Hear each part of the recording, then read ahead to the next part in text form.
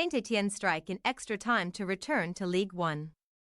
Saint-Etienne dramatically earned promotion back to Ligue 1 and relegated 10-man Metz down to Ligue 2 with a 2-2 draw in the second leg of their playoff final at the Stade Saint-Symphorien, which sealed a 4-3 aggregate win.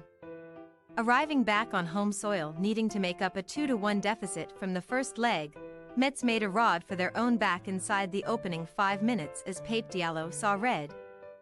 But the 10-man Grenats surprisingly managed to wipe out Saint-Etienne's aggregate lead through Lamine Camara and Georges Micotadze. However, Leo Petrit's response for Les Verts forced an additional 30 minutes, where substitute striker Ibrahima Wadji swept home the equalizer on the evening and the goal that ended Saint-Etienne's 2-year exile from the top flight, condemning Laszlo Belloni's men to a heartbreaking demotion despite an enormously courageous effort.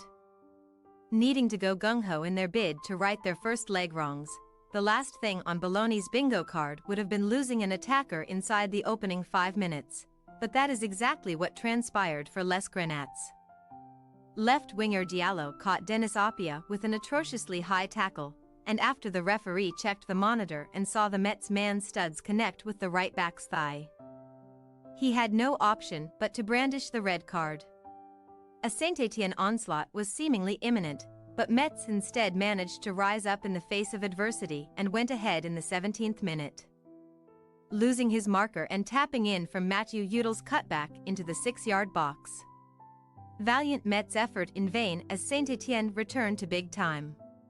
Camara immediately riled up the bouncing Stade Saint-Symphorien crowd, and it had the desired effect, as Micotadze won a penalty off of fellow attacker Irvin Cardona and made no mistake from the spot for his 14th goal of the season.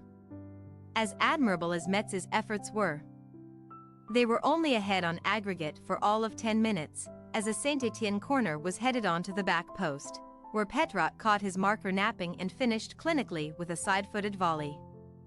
The visitors' pressure was unrelenting henceforth, but the 10-man Grenats held out until half-time and survived a huge scare in the 66th minute, when Saint-Etienne had a goal controversially disallowed. Substitute Ivan Macon capitalized on a collision between Ibrahim Sissoko and Metz goalkeeper Alexander Okija to roll the ball into an empty net, but upon a review, the referee deemed the Saint-Etienne striker had fouled Okija.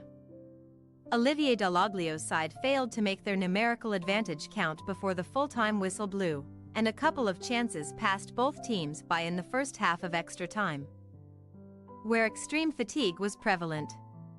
However, just when it appeared that penalties were inevitable, a slick 117th-minute link-up between Apia and Nathaniel Mboku saw the former slip in the latter in the right-hand side of the box, and the Augsburg loanee cut back for Wadji to nonchalantly stroke home the promotion-clinching goal, as Saint-Etienne join Auxerre and Angers back in the top flight for 2024-25. Metz will be playing second-tier football alongside Lorient and Clermont next term. Thanks for your watching. Don't forget to click the subscribed button and hit the bell icon for more.